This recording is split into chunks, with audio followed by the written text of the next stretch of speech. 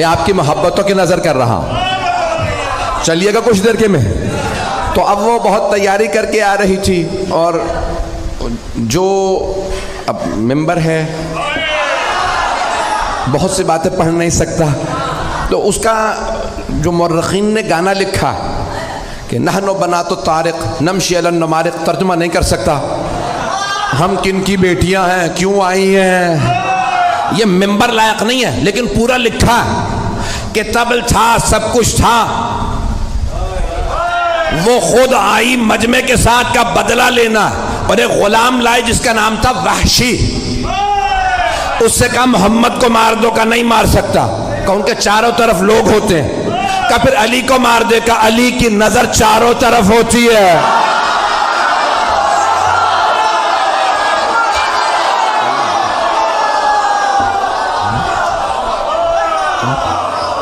کہ پھر اب اور کچھ نہیں سنوں گی، حمزہ کو مار دے. کہا ماروں گا لیکن ایک شرط پہ، پشت سے، کیونکہ حضرت حمزہ کا بھی کیا نام تھا، شیر کا شکار کرنے والا شیر. مکے میں انہیں کہتے تھے شیر، حمزہ کے معنی شیر. کہ میں سامنے سے نہیں ماروں گا، تو پشت سے ماروں گا. کہا ٹھیک ہے، تو بس حمزہ کو مار دے، اور کچھ نہیں سنوں گی، بس بھائی مجھے پیش کرنا ہے. تو وہاں پورا میدان سجا، پیغمبر اسلام نے سب کو بتا دیا سالار علی ہے، علی کی نہ فرمانی نہ کرنا. اور آپ نے مختلف جگہوں پہ، کیونکہ پہاڑی علاقہ ہے، جو لوگ گئے ہیں حج پہ وہ گئے ہوں گے میدان احد میں. مجھے کئی مرتبہ اتفاق ہوا، میدان احد عجیب و غریب میدان ہے، احد کا پہاڑ ابھی بھی ہے، اور ابھی بھی آپ دیکھیں گے تو وہ کھلا ہوا پہاڑ، کھلا ہوا ہے، کہ جہاں مولا کائنات نے پیغمبر کو ایک مرتبہ بچانے کے لیے دشمنوں سے کھڑا کیا تھا، اور چاروں طرف پہاڑیاں ہیں، اور پہاڑوں پہ دوڑنا بڑا مشکل ہوتا، بڑی پریکٹس چاہیے بھاگنے کے لیے، عام جوتے کام نہیں آتے. نہیں چلیے گا. تو بھائیان گرامی بڑا مشکل ہے، احد پڑھنا بڑا مشکل کام ہے. تو پیش کر رہا ہوں آپ کی خدمت میں احد کا میدان. پیغمبر اسلام نے تیر اندازوں سے کہا 50 تیر انداز اس پہاڑی پہ کھڑے رہیں، یہاں سے نہ ہلیں. سب کو بتا دیا کون کہاں رہے گا، اور جناب مولا کائنات سے کہا کہ آپ سامنے کھڑے رہیں گے. مولا نے کہا مجھ سے بچ کے کوئی نہیں آئے گا. کسی نے پوچھا تھا مولا کائنات سے، کیا مولا میدان جنگ میں آپ کو جہاں چھوڑ کے جائیں گے پھر کہاں پائیں گے؟ آپ نے فرمایا جہاں چھوڑ کے جاؤ گے وہیں پاؤ گے. کہا یا علی کیسے؟ کہا کیونکہ نہ میں دشمن کے پیچھے جاتا ہوں نہ دشمن سے پیچھے جاتا ہوں. کہا یا علی پھر اتنے لوگوں کو مارتے کیسے ہیں؟ کہا جس کی موت آتی ہے خود ہی آ جاتا ہے، میں ذوالفقار کا صدقہ اتار دیتا ہوں. پتہ نہیں پڑھوں نہ پڑھوں. تو مولا نے کہا ذوالفقار میرے پاس ہے. اب کہاں ذوالفقار آئی تھی؟ وہی پیش کر رہا ہوں، احد کے میدان میں. احد میں ذوالفقار آئی تھی. بھئی آواز تنگ تو نہیں کر رہی؟ سارا مجمع میرے ساتھ ہے؟ بھئی آپ نے زبردستی کہا ہے، میں پڑھ رہا ہوں، میرے سینے میں دم نہیں ہے.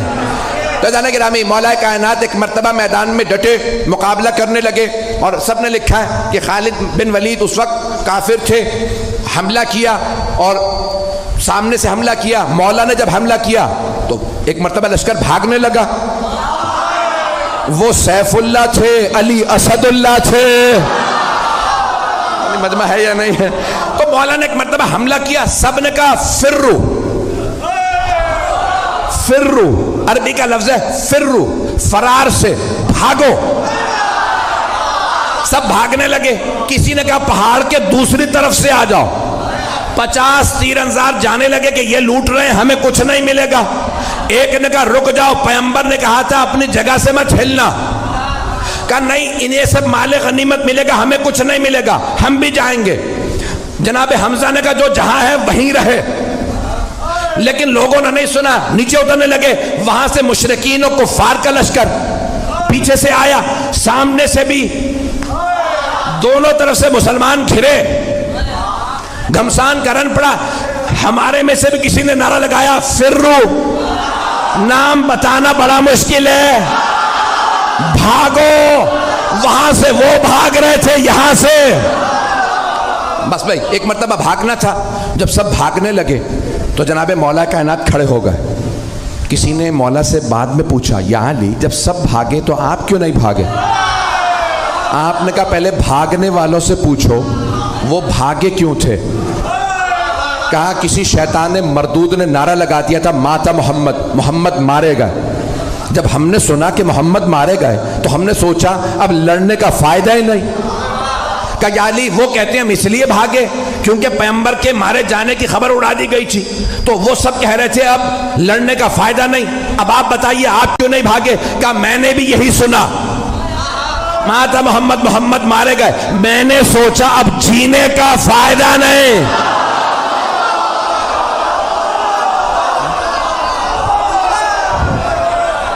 بس بھائی سن لیجئے گا اب میں جو پیش کر رہا ہوں، میرے تمام بھائی، میرے بزرگ، میرے بچے، ان جملوں کو سن لیجئے گا، آپ کی محبتوں کی نظر کر رہا ہوں. ایک مرتبہ جناب امیر علیہ السلام نے فرمایا مجھے تعجب ہے بھاگنے والوں پہ،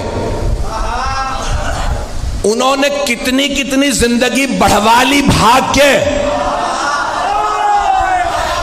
بھاگنے سے زندگی بڑھ نہیں جاتی، جہاں لکھی ہے وہیں موت آئے گی.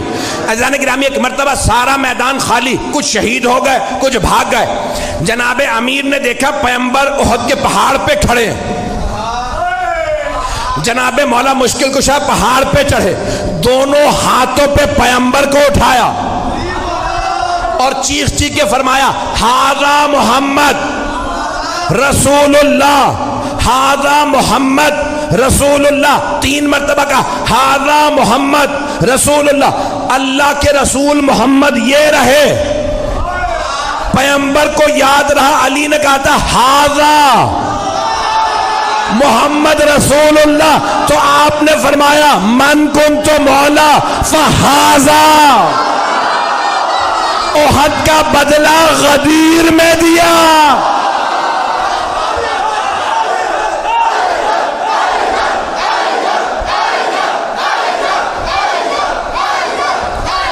بس بھائی میں ممنون ہوں آپ کی محبتوں کا. رات کے 2 بجے آپ اس محبت سے سن رہے ہیں، کچھ دیر چلیں گے تو گرامی جناب مولا کائنات نے ہاتھوں پہ بلند کیا. پھر اس کے بعد ایک مقام پہ جناب مولا مشکل کشا نے احد کے میدان میں جہاں پہ آج کھلا ہوا زندہ معجزہ رسول خدا کا، اللہ نے پیغمبر کی جان بچانے کے لیے ایک مرتبہ پہاڑ کو کھول دیا. مولا نے پیغمبر کو وہاں کھڑا کیا، مقابلہ کیا. سارے لشکر کے مقابلے میں مولا علی اکیلے تھے. تلوار ہوتی ہے لوہے کی، ایک تلوار سے مولا لشکر کو روکتے تھے. سب کی تلواریں پڑی، تلوار ٹوٹی. مولا علی کی تلوار میں دم نہیں تھا، بازو میں تھا. سارے لشکر میں دم نہیں تھا، ٹوٹی ہوئی تلوار والے سے لڑ لے. نہیں ہے مجمع. مولا نے آوازی یا رسول اللہ میری تلوار ٹوٹ گئی. پیغمبر نے کھجور کے درخت کی ٹہنی توڑی، کہا یا علی مقابلہ کیجئے. مولا نے نہیں کہا وہ لوہے کی تلواریں، یہ درخت کی ٹہنی.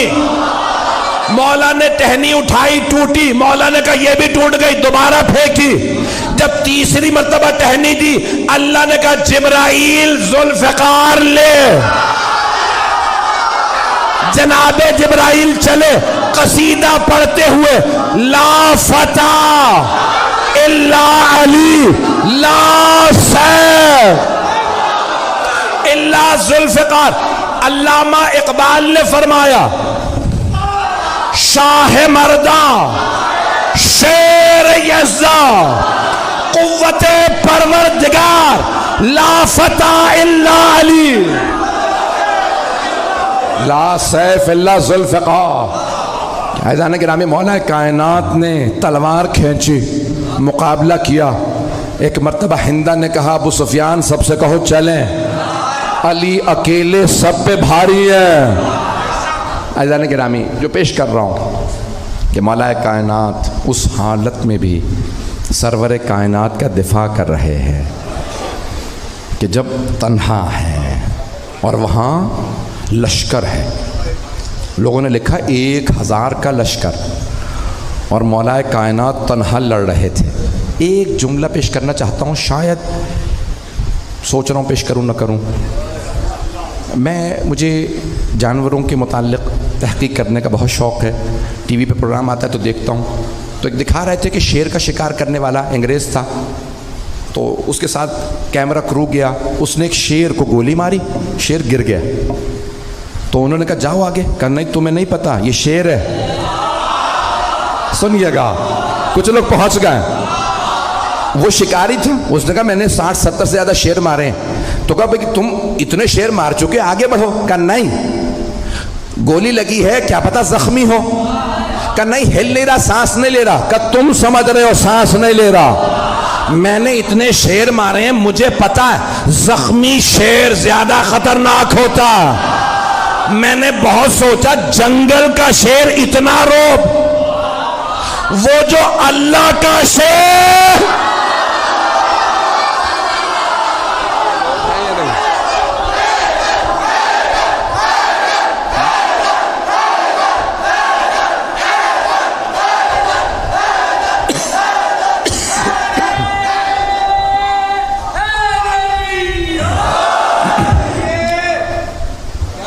بس آپ کی زحمتوں کو تمام کر رہا ہوں. رات کے 2 بج رہے ہیں، مجھے پورا احساس ہے آپ بہت دیر سے بیٹھے ہیں.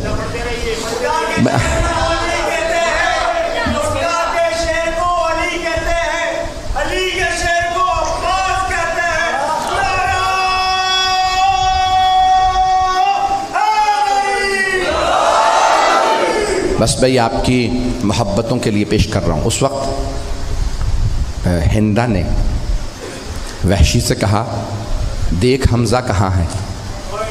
تو جناب حمزہ جب گھمسان کا رن پڑا نا، لوگ بھاگنے لگے، تو جناب حمزہ اسی دوران پیغمبر کے دفاع میں کھڑے تھے. بنی ہاشم بھاگنے والوں میں نہیں تھے. جناب حمزہ بزرگ تھے، جوان نہیں تھے، سفید ریش تھے. جب لڑ رہے تھے تو وحشی نے کیا کیا، وہ چھپ کے پیچھے سے، جیسے جناب عباس کو میدان کربلا میں چھپ کے وار کیے بازو پر، اس نے چھپ کے وار کیا، نیزہ مارتا تھا. اور وہ اتنا دقیق نیزہ باز تھا کہ چلتے ہوئے آدمی سے کہتا تھا کہ تم مختصر سا ایک دائرہ اٹھاؤ میں اس سے نیزہ گزار دوں.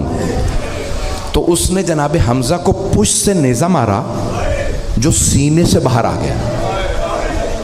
جناب حمزہ کے جب سینے سے نیزہ باہر نکلا تو جناب حمزہ نے فوراً رسول خدا کی طرف دیکھ کے اشارہ کیا، السلام علیکم یا رسول اللہ. زمین پہ آئے.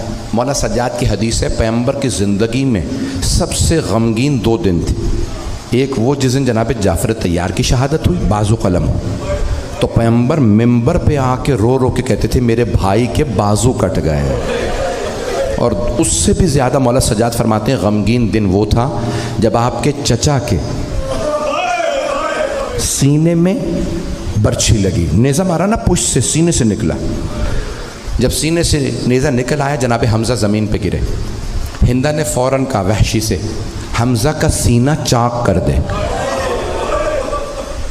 وحشی نے پورا گلا کاٹا، سینہ چاک کیا، کہا مجھے دل اور حمزہ کا کلیجہ نکال کے دے. آپ نے زیارت عاشورہ پڑھی، امام نے کیا فرمایا، وَابْنَ آكِلَةِ الْأَكْبَادِ اللعین ابن اللعین، کلیجہ چبانے والی کا بیٹا. رسول خدا کو کبھی وہ غم نہیں بھولا. جب اس نے کلیجہ سینہ چاک کیا نا تو اس نے کہا کہ بھئی ان کا مسئلہ کر دو، آنکھیں نکالو، ناک کاٹو، ہونٹ کاٹو، کان، ہاتھوں کی انگلیاں، پاؤں کی انگلیاں، اسے کہتے ہیں مسئلہ کرنا. اسلام میں حرام ہے، کافر کا بھی مسئلہ نہ کرو. تو اس ملونہ نے جب کہا تو ایک مرتبہ وحشی نے ساری انگلیاں کاٹیں. جب کلیجہ نکالا وہ کھانا چاہتی تھی. معصوم فرماتے اللہ نے حضرت حمزہ کا کلیجہ اتنا سخت کر دیا تاکہ مشرکہ کے جسم کا حصہ نہ بنے. اس نے کہا مجھے ہار پرو دے ان کے کلیجے کا، دل کا، آنکھ، ناک، ہونٹ، کان. میں جب مکے جاؤں گی تو کہوں گی میں شیر کا کلیجہ لائی ہوں. جب پیغمبر اسلام دانتوں پہ پتھر لگا تھا، خون بہہ رہا تھا، ہر آدمی پانی لاتا، صحابی خون نہیں رک رہا تھا. جناب سیدہ کے کانوں میں مدینے میں آواز پہنچی پیغمبر کے دندان مبارک پہ چوٹ لگی ہے. حضرت صفیہ رسول خدا کی پھپھی تھی، انہیں پتہ چلا حضرت حمزہ کو چوٹ لگی. نہیں بتایا شہید ہو گئے. سب بیبیاں مدینے سے رسول خدا کی عیادت کے لیے احد آ گئیں۔ برقعوں میں بیبیاں جب پہنچیں، جناب سیدہ نے کہا جناب امیر سے کہ اہتمام کریں پردے کا، میں اپنے بابا کو خود تیمارداری کروں گی۔ خون نہیں رک رہا تھا نا، بی بی سے برداشت نہیں ہوا۔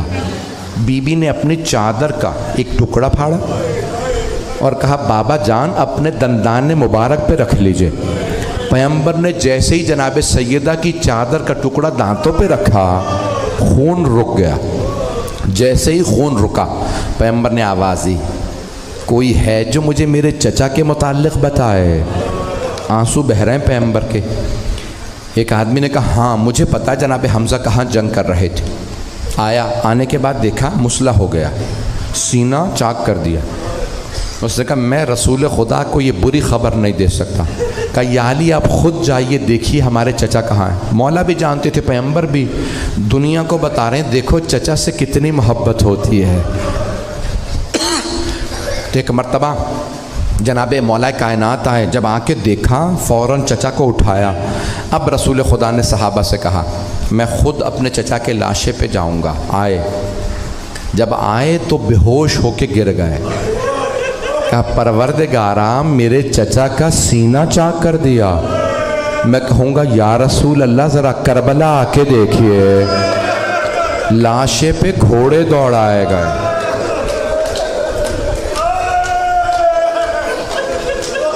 بھائی رونے میں کوئی بخل نہ کرے، آخری مجالس ہے، میں تفصیل سے پڑھوں گا۔ مجھ سے 2-3 بھائیوں نے کہا کھل کے مصائب پڑھیے گا، سنیے گا، پھر میں پڑھنے والا ہوں۔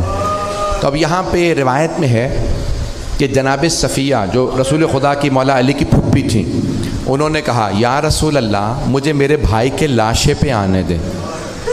پیغمبر نے کہا یا علی پھپھی سے کہو آپ لاشے پہ نہیں آ سکتے، چچا اس حالت میں نہیں ہے کہ ہماری پھپھی بھائی کو اس حالت میں برداشت کر سکے۔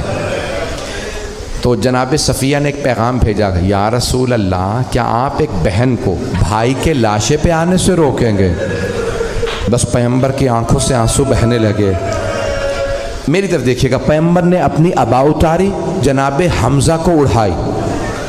جناب حمزہ بڑے قد آور تھے، چہرے کو چھپایا، سینے کو چھپایا، ہاتھوں کو چھپایا، لیکن پھر بھی قدم مبارک نظر آ رہے تھے۔ مجھے معلوم ہے زیارت برآمد ہوگی یا آخری مجالس سے، میں جانتا ہوں پورے کراچی میں یہ آخری اتوار ہے، لوگ مجلسیں کر رہے ہیں، شب بیداریاں کر رہے ہیں، نہیں معلوم ہم میں کون اگلے برس ہو کون نہ ہو۔ آئیں ذرا ہاتھوں کو اٹھا کے میری ایک دعا کا جواب دیجیے گا، پروردگارہ ہمیں اگلے برس دوبارہ مہلت نصیب فرما کہ ہم امام حسین کی عزاداری کریں، لیکن پروردگارہ اگر تو نے اپنے قضاء و قدر سے فیصلہ کر دیا کہ یہ ہمارا آخری محرم و سفر تھا، تو پروردگارہ ہمیں مولا حسین کی شفاعت نصیب فرما۔ بس بھئی اب سنیے گا مسائل، میں تفصیل سے پڑھنا چاہ رہا ہوں۔ تو رسول خدا نے پورا بدن چچا کا ڈھانپ دیا، پھر بھی پاؤں نظر آ رہے تھے کہ انگلیاں کاٹ دی گئی ہیں۔ رسول خدا نے کہا یا علی کچھ کھجور کے پتے لائیے، میں چچا کے پاؤں چھپا دوں تاکہ ایک بہن بھائی کو اس حالت میں نہ دیکھے۔ پیغمبر نے اپنے چچا کے پاؤں بھی چھپا دیے۔ اب آئیں جناب صفیہ جو حضرت حمزہ کی بہن تھیں، کچھ دیر بیٹھی روتی رہیں۔ پیغمبر نے پورے بدن کو ڈھانپ دیا تھا۔ میری طرف دیکھیے گا، پیغمبر اسلام نے بدن کو ڈھانپ دیا۔ جناب صفیہ جناب حمزہ کے پاس بیٹھی رو رہی ہیں۔ روتے روتے جناب صفیہ نے چہرے سے ابا کو ہٹایا، بس ابا کا ہٹانا تھا۔ جناب صفیہ نے چہرہ دیکھا، فوراً بے ہوش ہو گئیں۔ ایک جملہ کہہ کے ہائے میرے بھائی کا مسئلہ کر دیا، میرے بھائی کے چہرے کے اعضاء کو کاٹا۔ جناب صفیہ برداشت نہ کر سکی، ایک بازو جناب رسول خدا نے پکڑا، دوسرا بازو جناب علی مرتضیٰ نے، پھپھی کا، دونوں کی پھپھی تھی۔ کہا پھپھی کو اٹھاؤ یا علی مدینے لے چلیں۔ دو بھتیجوں نے پھپھی کو سہارا دیا، مدینے واپس لے آئے۔ ایک اور پھپھی ہیں جو بھائی کے لاشے پہ آئیں، بھائی کی پسلیاں ٹوٹ چکی ہیں، گھوڑے لاشے پہ دوڑائے گئے۔ اجرکم اللہ۔ ایک بہن رو رو کے کہہ رہی ہے صلی علیک ملیک السما، یا جدہ نانا ذرا آ کے دیکھیں یہ آپ کے نواسے حسین کے لاشے پہ گھوڑے دوڑائے گئے، نانا حسین کا لاشا بڑا زخمی ہے، نانا حسین کا سر قلم کر دیا گیا۔ اجرکم اللہ، اجرکم اللہ، رونے میں بخل نہ کیجئے گا۔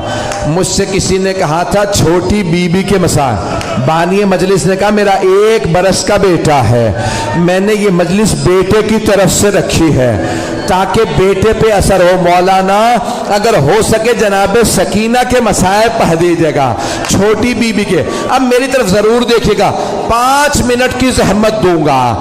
جانتے ہیں جب خنجر چل رہا تھا ایک بیٹی اور بہن دیکھ رہی تھی، بہن برقعے کا دامن پھیلا کے کہتی تھی اما فیکم مسلم، کیا تمہارے درمیان کوئی مسلمان نہیں ہے؟ یہ تمہارے نبی کا نواسا، میری ماں نے چکیاں پیس کے پالا تھا۔ اجرکم اللہ، اجرکم۔ اور ایک بیٹی رو رو کے کہتی تھی مت مارو میرے بابا کو، مت مارو میرے بابا کو۔ اجرکم اللہ۔ شاید آپ کے گھر میں بھی چھوٹی بچیاں ہوں، اجرکم اللہ۔ یہ جناب سکینہ بنت الحسین ہے۔ عزیزان گرامی، یہ شام کا واقعہ پیش کرنا چاہتا ہوں۔